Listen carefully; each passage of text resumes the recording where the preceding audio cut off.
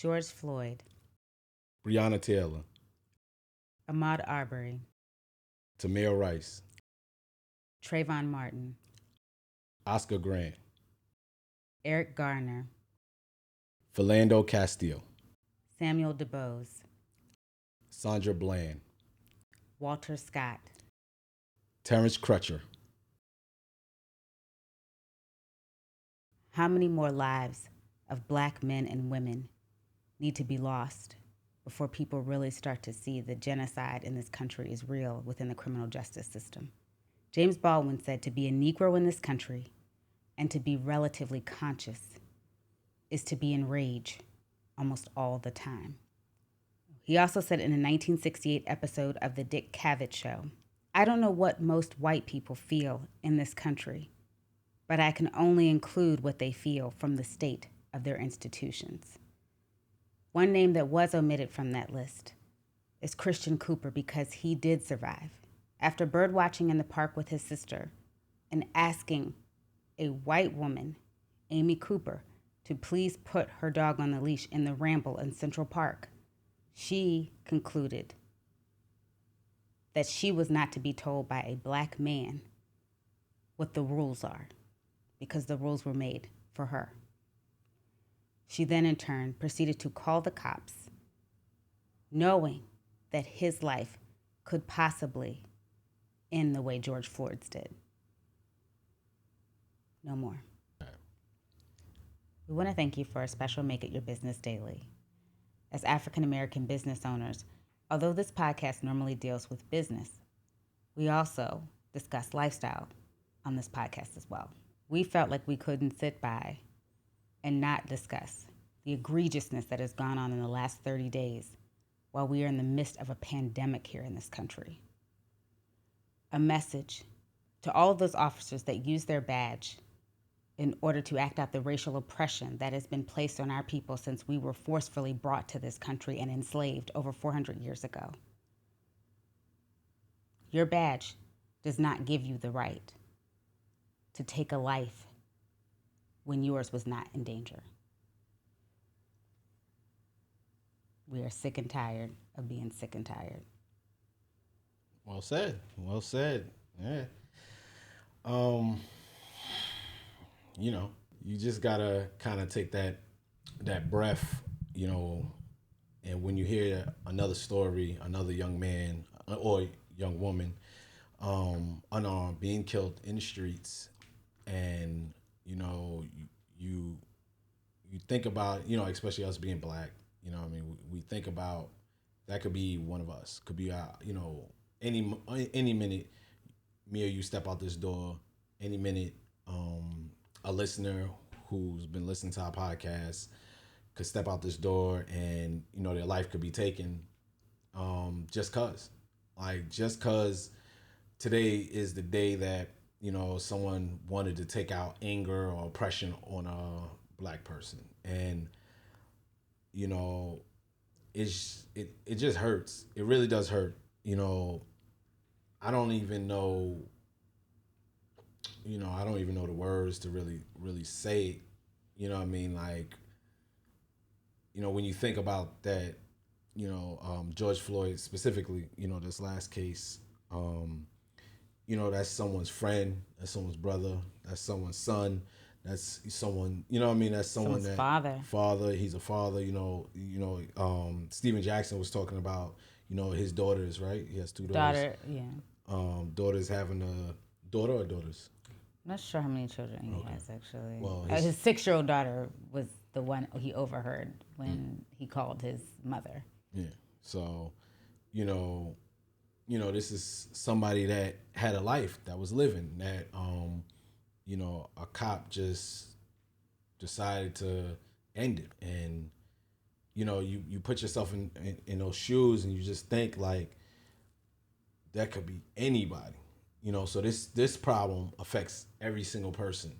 You shouldn't be walking this earth and see the footage or even hear the story or see a picture or be on social media and think that this doesn't affect you. We're and if it doesn't affect you, then that definitely explains what side of the fence you're on. You know what I mean? Because we are we are supposed to be all Americans. We're all supposed to be in this together, but we shouldn't be treating certain people like second class citizens. So this affects all of us. We all should pull together. We all should fight. We all should, demand justice. We all should.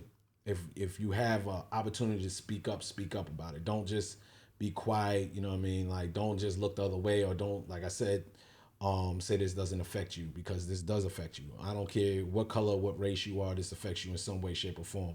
So please, don't let this man's life be in vain. You know what I mean? Let's fight for justice. Let's fight for change. Let's continue to fight for change. And and maybe not my lifetime, but maybe in my children's lifetime, our children's lifetime, our children's lifetime, maybe they can live and walk out in the streets and feel confident. Because I can tell you right now, and Shayla can attest for this, when I see a police officer, I'm trained to look down at the ground and cross the street.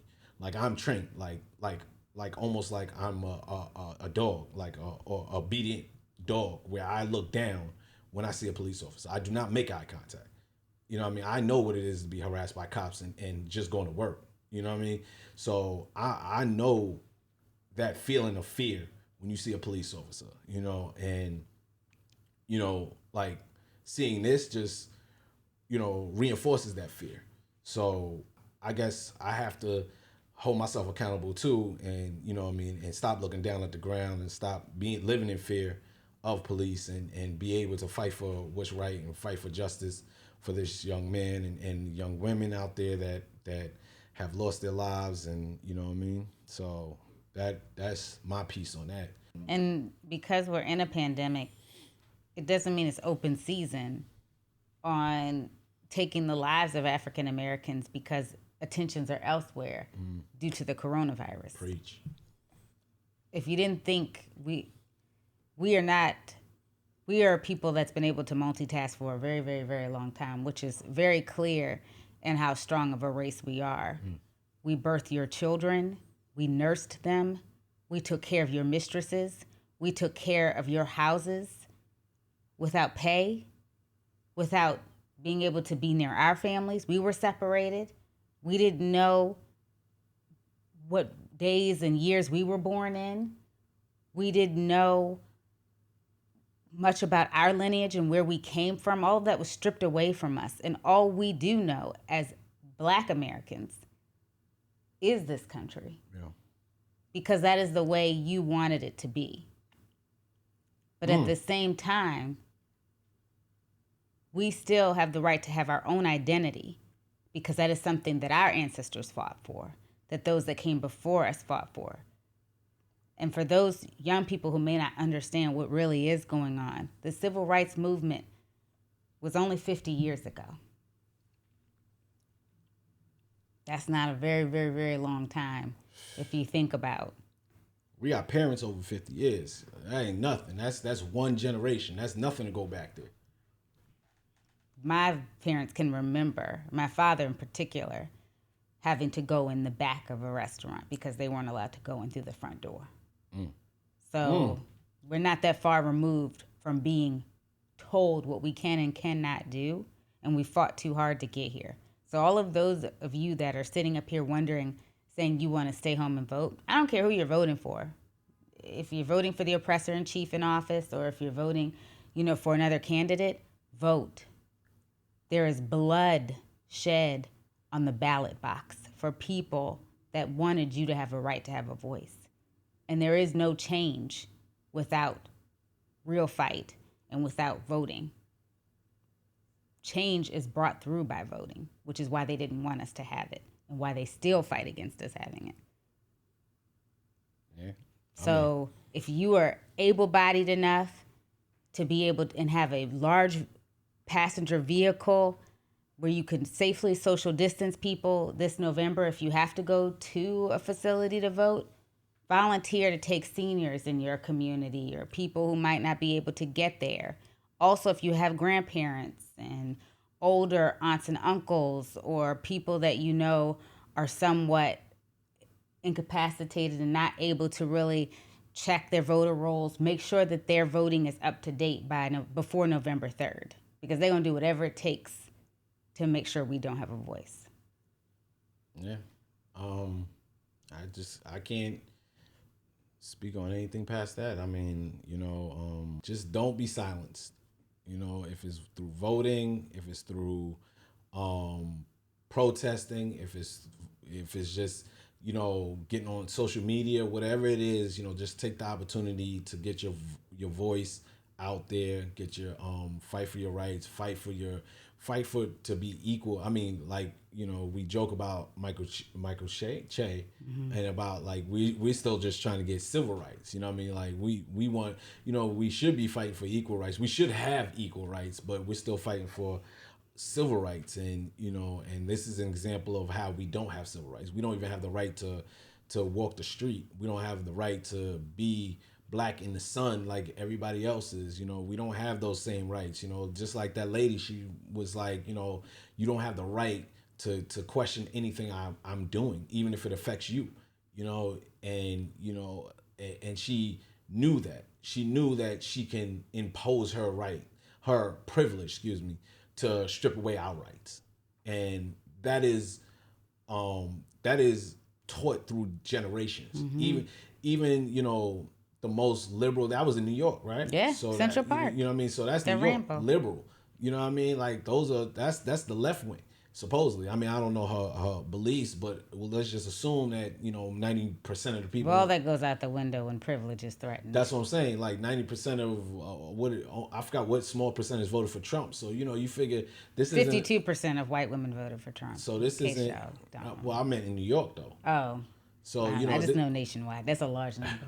This ain't really, to me. This isn't so much was a conservative and a liberal, or this was just flat out racist. And no matter what her belief system is, this is something that's ingrained in the culture, in American culture, and is built systemic. Yeah, America's literally built, not metaphorically, literally built on racism, like. Built brick by brick by hands that look like mine. Literal. This isn't promised 40 acres and a mule. Well, through the Civil War, and never received them. Yeah, I guess in their opinion, I don't want your 40 acres and a mule. I want you to start working on the systemic racism in this country and help to break down the institutions that y'all put in place to do that. Also known as the Department of Justice and the criminal justice system. Well, I'll tell you like this, and I know this is gonna come off as sarcasm, but this is the truth. Their attitude towards some of us is, well, look at Spike Lee. He's your 40 acres and a mule. You know what I mean? Not to play a pun on words, but it's like the fact that they think, because there's certain privileged black people in the world, that mean that in America that we are all privileged, or that we all have the opportunities. But one, those privileged black men and women are still treated second class, and also the ones who are definitely not privileged as they are definitely treated second class. So we have a long way to go and a lot of work. So let's just work together. One, let's work together. All of us work together. Black, white, hand in hand, but definitely black. Definitely black. Brown people too. Spanish people. Like, don't think like this excludes y'all. Like, we all need to work together. Because if we ain't going to get nowhere if we don't.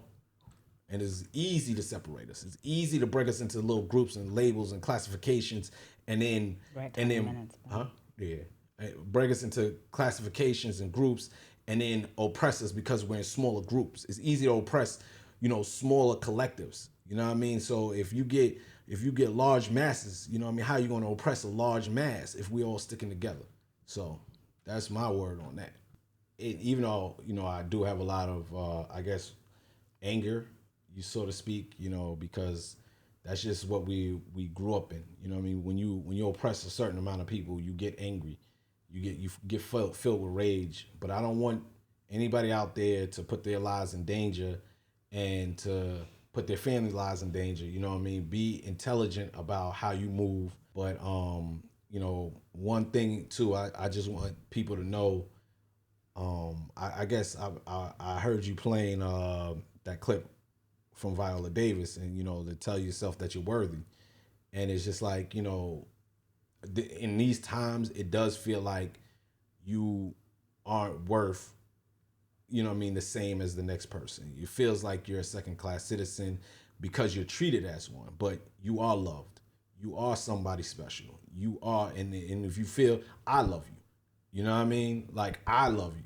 So if you feel nobody loves you out there, you feel like no one cares, or that you ain't worth anything, or you're not special, I feel that you're special. I feel that you're worth it, and you should feel that way too. And if you have it in you, you should need to speak up, say it to yourself, every day to remind yourself that you are somebody. Amen. We want to thank you for joining us for another Make It Your Business Daily. And we send our thoughts and prayers to those who have lost loved ones, not just from the coronavirus. We are also keeping those families in prayers, the over 100,000 lives lost to this deadly virus that we're still trying to get a handle on. But we are also lifting those families in prayer who have lost loved ones to the hands of police brutality and violence, and to the hands of racists who like to ride the street and hunt black people like we're dogs. Sorry. No apologies here. Thank you again for joining us. I'm Shayla Hepburn, along with Terrell Patterson. Fight the power.